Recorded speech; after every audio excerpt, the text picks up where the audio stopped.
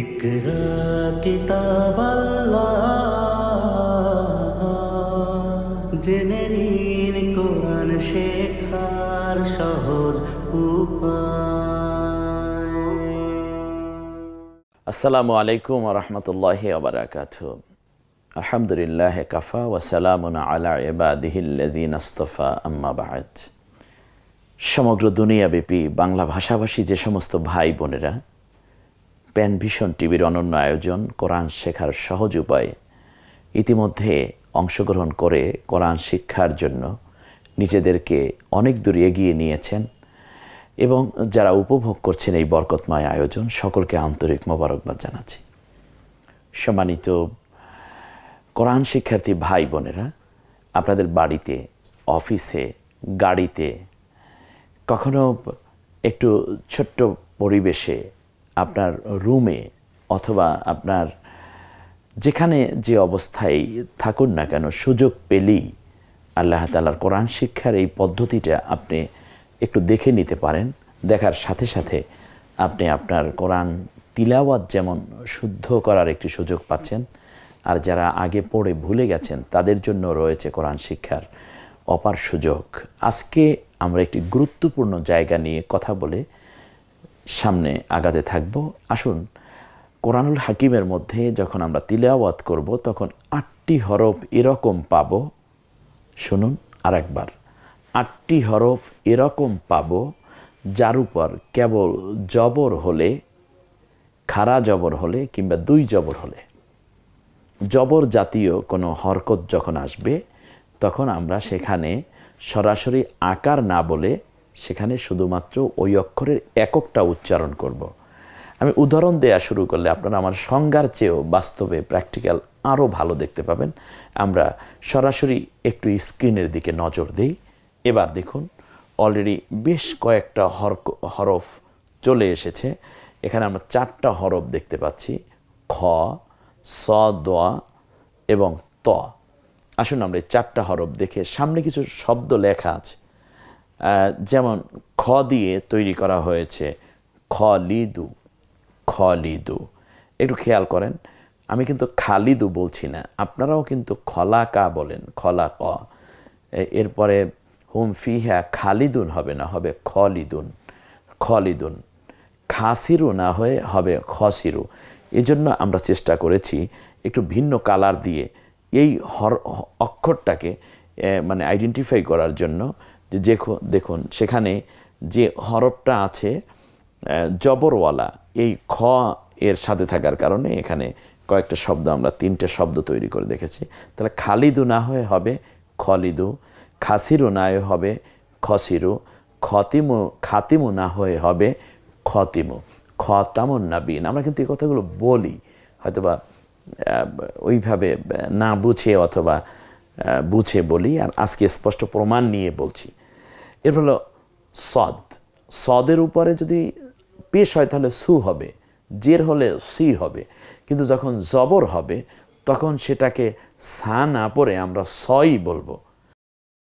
তাহলে আমরা সামাদ না বলে বলবো সমাদ, আল্লাহ সমাদ। আমরা কিন্তু বলি অলরেডি সমাদ। কেউই সূরা ইখলাস পড়তে গিয়ে আল্লাহ সামাদ বলে না, আল্লাহ সমাদ। আপনারা একটু শব্দগুলো চয়ন করেন, শব্দগুলো পড়েন। সকে আকার দিলে সই থাকবে, মকে আকার, তারপর দকে রস্যুকার। একটু আমরা স্ক্রিনে আপনারা পড়তে থাকেন, একটু দেখেন। এরপরে যেটা আছে সগিরু, দেখুন সাগিরু না পড়ে আমরা সগিরু পড়ব। এরপরে সানাউ না পড়ে আমরা সনাউ পড়ব, সনাউ, আইনটা গলায় চাপ দিয়ে।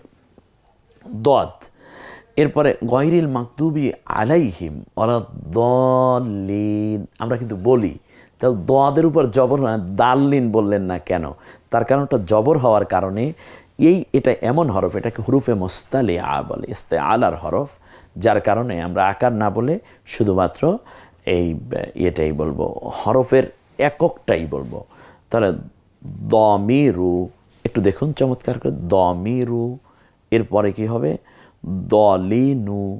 এরপরে হচ্ছে দ ই হু, দ ই হু। হামজা হলো এমন হরফ, হামজা আলিফ আইন, এই 3টা হরফ এরকম, যাতে যেই হরকতটা দেয়া হয় সেটাই সে উচ্চারণ হয়, নিজের সত্তাকে ধরে রাখতে পারে না। এখানে যেমন জের হওয়ার কারণে হামজা ওয়াকে রস্মিকা দিলে ই হয়ে যায়। এটা নিয়ে আমাদের পরবর্তী একটা পর্বই আমরা সাজাবার চেষ্টা করবো ইনশাল্লাহ। তা দ ই হু, ত তালিবু না হয়ে আমরা এখানে পড়বো তলিবু। এরপরে মা ত ওয়া, মা তা ওয়া, ওয়া জবর ওয়া, মা ত ওয়া, মা তা না কিন্তু, মা ত ওয়া। এরপরে শেষ শব্দটা এখানে আমরা যা দেখতে পাচ্ছি, তাহলে উ বি ত, উবি তানা, উবি ত। আমরা পরবর্তীতে আর একটা পুরো স্ন্যাপ নিয়ে মাশাআল্লাহ চমৎকার করে অলরেডি স্ক্রিনে এটা চলে এসেছে। 4টা শব্দ হরফের অনেকগুলো শব্দ তৈরি করা আছে এখানে। আমরা প্রথমে দেখতে পাচ্ছি জ, ই জবু, ই জাবু না, ই জ। দেখছেন আমি কিন্তু জ বলছি, শুধু জ বলছি, ই জবু। এরপরে জলিমু, তাহলে জালিমু না, হবে জলিমু। এরপরে হচ্ছে শেষে আজমা, আজমা, আজামানা, আজমা। তাহলে বোঝা যাচ্ছে আইনটা গলায় চাপ দিয়ে জটা একটু মুখ, আপনি জিহ্বাটা হালকা একটু গোল করে নিয়ে আসতে হবে 2 পাশ থেকে, আও জ জ, নরম আওয়াজে আও জ মা। এরপরে যেটা সেটা হচ্ছে গ। আমরা গাইরিল বলি না, আর আমরা সূরা ফাতিহা যখন তেলাওয়াত করি, একটু বোর্ডের দিকে তাকালে গ, গাইনের উপরে গইনের উপর যখন জবর হয় তখন গা না হয়ে গই থেকে যায়। তাহলে আমরা গাইরিল বলি না, বলি গয়রিল। কেন বলি? এর মানে হচ্ছে এটা হুরুফে মুস্তালিয়া, যার উপর জবর হলে আকার উচ্চারিত হয় না। এজন্য গাসিকু না হয়ে, প্রথম শব্দটা গা, এটা গকে আকার দিলে গা হয়ে যাওয়ার কথা ছিল, সকে রস্মিকা দিলে সি, ককে রস্মিকা দিলে কু, গা সি কু না হয়ে আমরা সহি উচ্চারণ করব গ সি কু, গ সি কু। এই 8টা অক্ষর আপনার একটু মনে রাখতে হবে। খ, সদ দদ, তোয়া জোয়া, গইন কফ র, বাস এভাবে। এটার উপর পরীক্ষা আছে আপনাদের সামনে, এটা প্রশ্নই তৈরি করা হয়েছে যে মুস্তালিয়ার হরফ কয়টি এবং নিচের সে হরফগুলোকে টিক চিহ্ন দাও। চমৎকার, আমরা 4র্থ পর্বের পরীক্ষা, সেটা গিয়ে ইনশাআল্লাহ দেখার চেষ্টা করো। ই গ ইউ, গ উই উ, একটু কঠিন শব্দ দিয়েছি এজন্য যে আপনি ওই যে ওয়া আইন এই শব্দগুলো যেন প্র্যাকটিস হতে থাকে, একটু উচ্চারণ করতে চেষ্টা করুন। এরপরে হচ্ছে কব দিয়ে ক র আ, ক র আ। এরপর ফারি কানা হয়ে হবে ফারি ক, ওই যে ক, শুধু কটা। কামারু না হয়ে হবে কমারু, কমার শব্দের অর্থ চাঁদ। যখন আকাশে চাঁদ উঠে উদিত হয় তখন প্রথম 3 দিনের চাঁদকে বলে হেলাল। এরপরে এখান থেকে নিয়ে পূর্ণিমার চাঁদের আগ পর্যন্ত যে কয়টা রাত যাবে এই রাতের চাঁদকে বলা হয় কমার। আর একেবারে পূর্ণ পূর্ণিমার চাঁদকে বলে বদর। অর্থাৎ চাঁদের 3টি নাম আরবিতে দেয়া হয়েছে। কমার, হ্যাঁ, কমার শব্দের অর্থ চাঁদ। তো কমারু, কমারু, কামারু না, হবে কমারু। রকিবু, র দিয়ে, রাকিবু হবে না, হবে রকিবু। তাহলে আমরা রব্বুল আলামিন বলবো না রাব্বুল আলামিন? আলহামদুলিল্লাহ রাব্বিল আলামিন না রব্বিল আলামিন। র বলছি কেন? রয়ের উপর জবর, এই জন্য রা না হয়ে হবে রব্বুল আলামিন। তে রকিবু, নাসি র, নুসি র, নুসি র। দেখুন দ্বিতীয় শব্দটি নুসি রা না হয় নুসি র। এরপর সে রহিমাহু, রাহিমাহু না হয়ে হবে রহিমাহু। মাশাআল্লাহ, আলহামদুলিল্লাহ। আমরা এতক্ষণ পর্যন্ত যা শিখেছি শুধু হারাকাত, জের, জবর, পেশ আর একক। এবারে একটু খেয়াল করুন, এটা হচ্ছে জের, জেরটা হচ্ছে একটু হেলে পড়ার, এটা হলো সোজা, এটাকেও জের বলে, তবে এটাকে বলে খারাজের। একটু দেখুন স্ক্রিনে চমৎকার করে, এটা হলো খারাজের, এরপরেরটা হলো খারা জবর, এরপরেরটা হলো উল্টা পেশ। ওটা ছিল 9-এর মতো, এটা হলো 6-এর মতো, এটাকে বলে উল্টা পেশ। এটা হলো জের, এটা হলো খারাজের, তাহলে এটা হলো জবর আর এটা হলো খারা জবর, এটা হলো পেশ, ওটা হলো উল্টা পেশ। তাহলে এখন বলতে পারেন ওস্তাজ, তাহলে এই খারাজের খারাজ আবার উল্টা পেশ, এটার কারণই বা কোথায়? তো সবই তো আছে, যেমন মকে জের দিলে মি, আর মকে খারাজের দিলেও মি, মানে রস্বীকার, জেত রস্বীকার কাজ। আবার মকে জবর দিলে মা, আর খারাজ জবর দিলেও মা, পেশ দিলেও মু, আবার উল্টা পেশ দিলেও মু।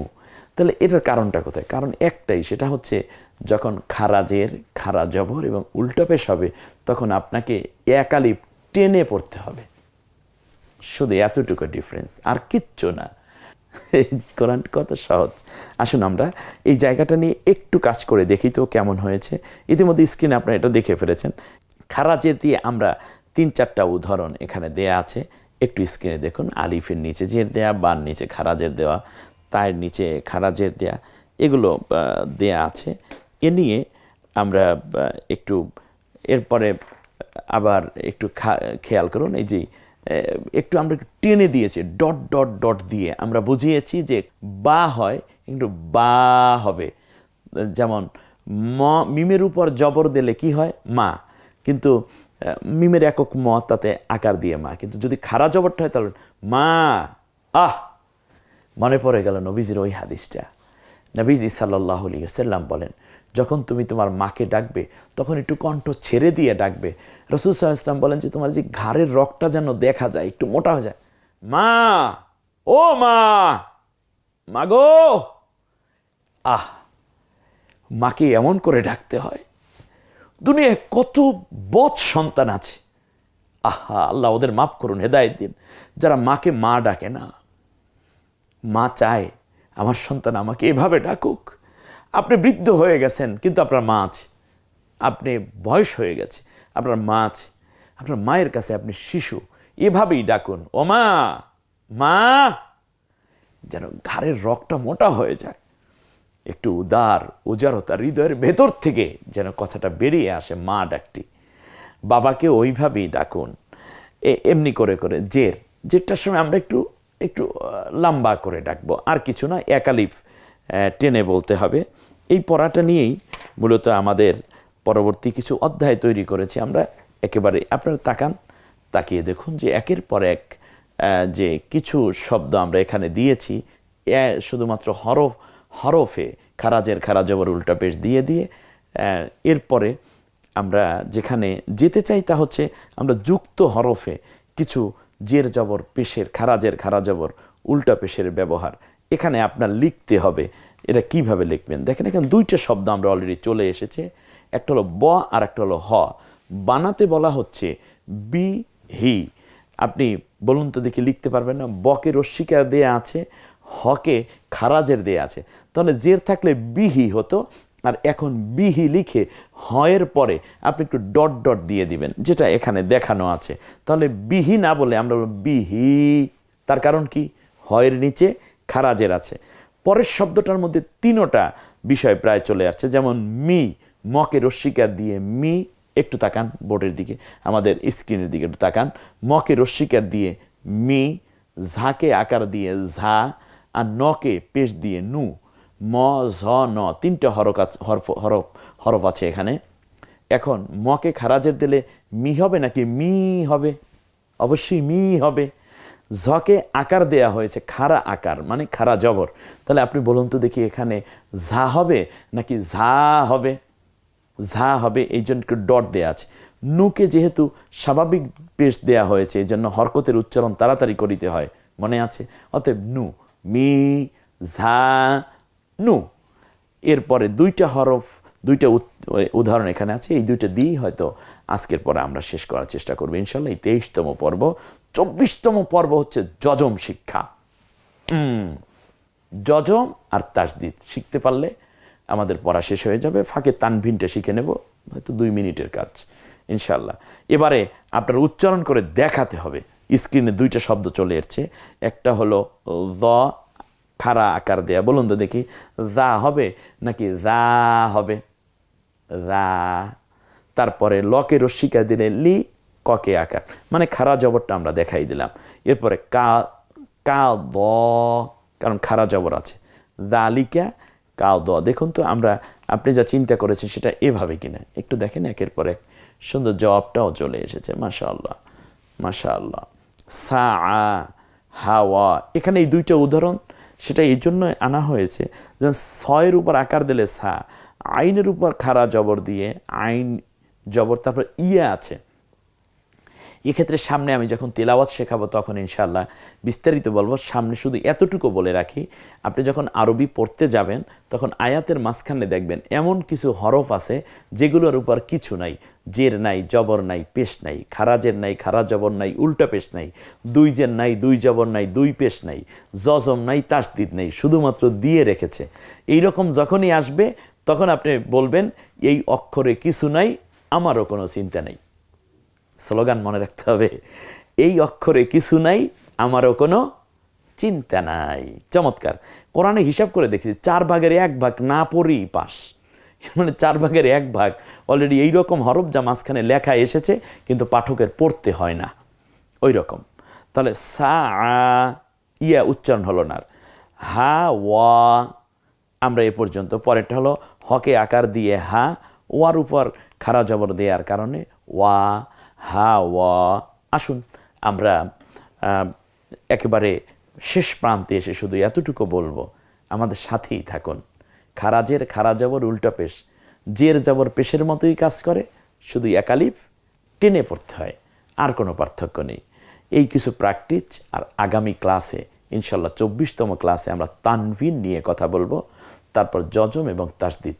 আমরা কিন্তু এগিয়ে যাচ্ছি খুব দ্রুত, 1 সেকেন্ডও পিছিয়ে পড়বেন না আপনি। একটু বারবার করে যেখানে পারবেন না সেখানে বারবার বোঝার চেষ্টা করুন, এবং আমি যে কথাগুলো বলেছি স্ক্রিনে যেভাবে দেখানো হচ্ছে আপনি তার সাথে মিলিয়ে একটু নিবিড়ভাবে বসে পড়ুন, দেখবেন আল্লাহর রহমত আপনি পারবেন, আল্লাহ আপনাকে পারিয়ে দিবেন।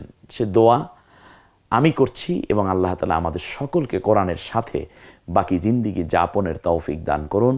আমিন। আসসালামু আলাইকুম ওয়া রাহমাতুল্লাহি ওয়া বারাকাতুহু।